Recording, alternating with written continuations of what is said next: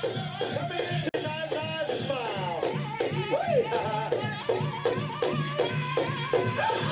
except the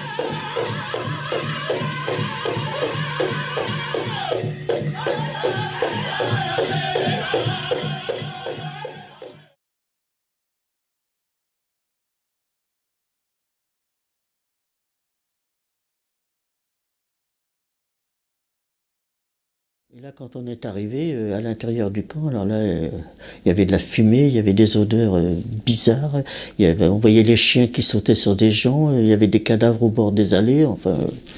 Ensuite, on a été remis dans une autre baraque où là, ils nous ont rasés entièrement et ils nous ont tatoué un numéro sur le bras.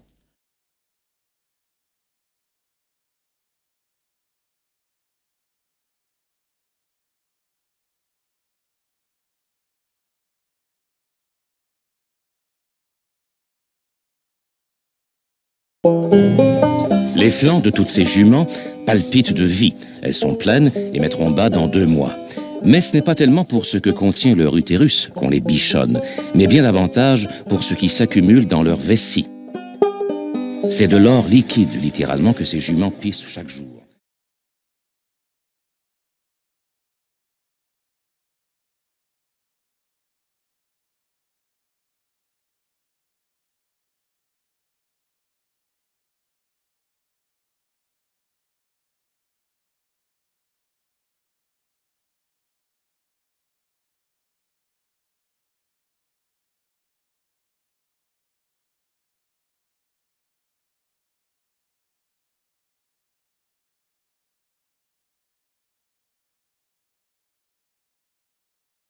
Nous, on a recensé dans la région arctique 599 champs pétroliers et gaziers qui sont soit au stade de la production, soit au stade de la découverte ou encore au stade du développement. C'est sur ces champs-là qu'on lance l'alerte.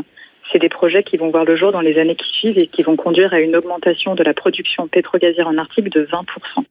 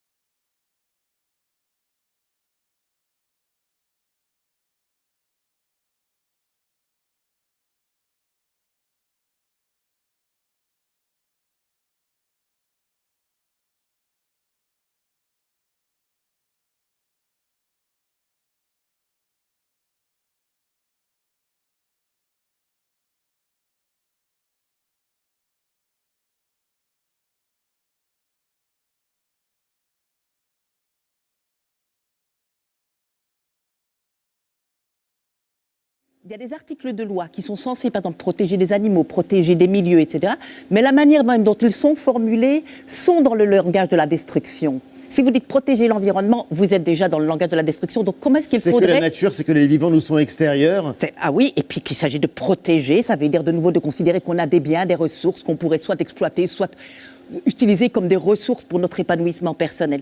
Et donc, par exemple, elles vont proposer, dans cet article magnifique, de remouturer la façon, de reprendre les mêmes articles de loi et de les redire autrement, dans un langage qui ne soit plus celui de la propriété, de la destruction.